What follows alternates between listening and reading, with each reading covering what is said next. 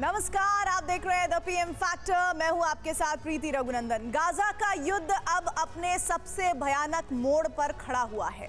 PM Netanyahu ने Israel की सेना को गाजा के सबसे घनी आबादी वाले शहर राफा में हमास के ठिकाने ढूंढने और तबाह करने का आदेश दे दिया है। यानी अब गाजा पट्टी में और खून बहने का अंदेशा है।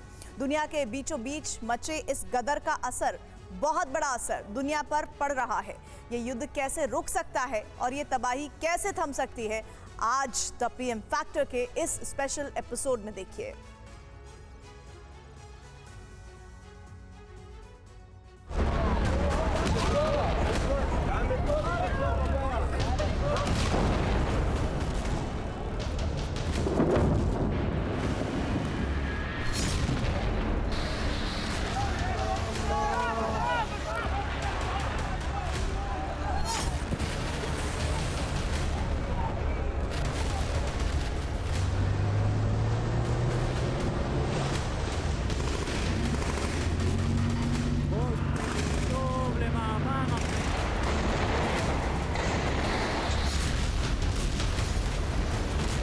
भारत स्ट्रांग है कि नहीं है?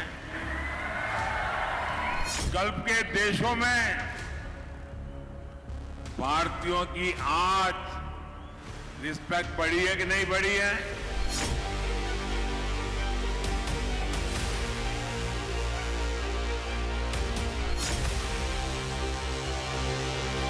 आज दुनिया में भारत का कद भी बढ़ा है, भारत का सम्मान भी बढ़ रहा है।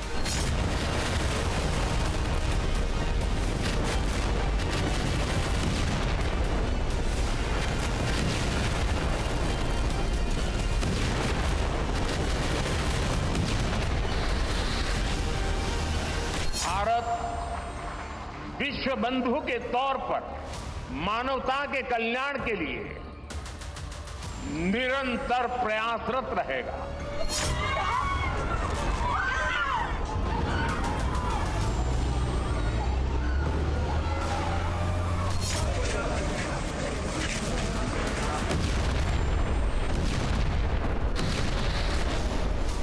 In Gaza, this has been ongoing for over 6 months, and the humanitarian crisis that it has triggered has been increasing.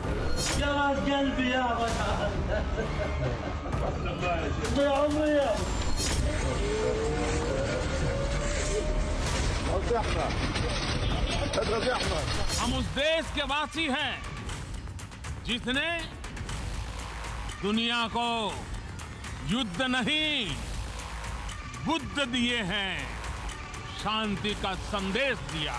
आज भारत का पूरी दुनिया में डंका बज रहा है।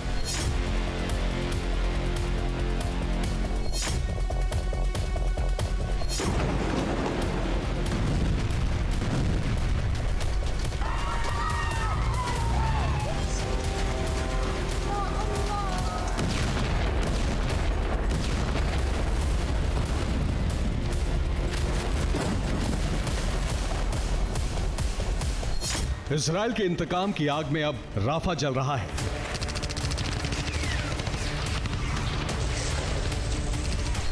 नेतन्याहू ने गाजा में हमास के आखिरी गढ़ राफा को भी नेस्तनाबूद करने का आदेश जारी कर दिया है।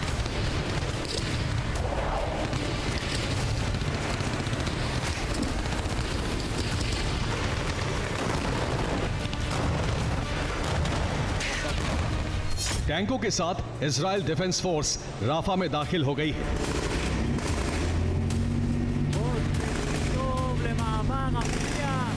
नेतन्याहू की सेना सब कुछ कुचलते हुए तेजी से आगे बढ़ रही है।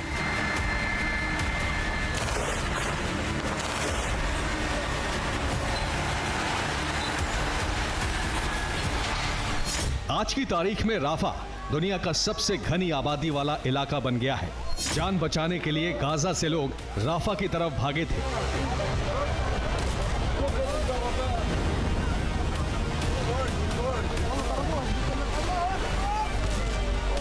यहाँ आज 1 वर्ग किलोमीटर में औसतन 2,31,000 से भी ज्यादा लोग रहते हैं। और अब राफा में हमास के ठिकानों पर बमबारी करने से पहले इजराइल ने फिलिस्तीनियों को राफा भी छोड़ने के लिए कह दिया है।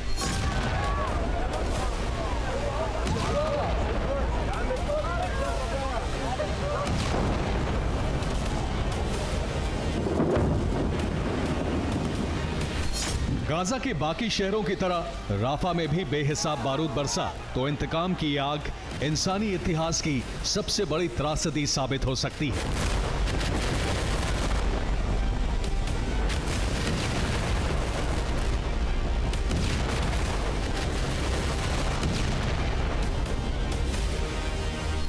इसलिए इस त्रासदी को रोकना जरूरी है।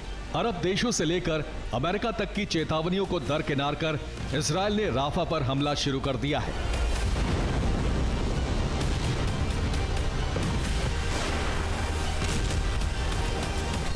सवाल यह है कि इसे रोक कौन सकता है?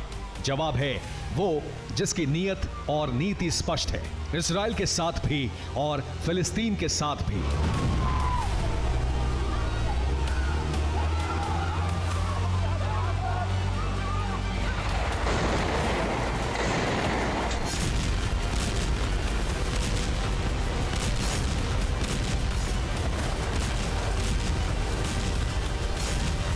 The ongoing conflict between Israel and Hamas has led to a large-scale loss of civilian lives, especially women and children, and a humanitarian crisis which is simply unacceptable. My leadership has repeatedly emphasized that only a two-state solution achieved through direct and meaningful negotiations between both sides on final status issues will deliver an enduring peace.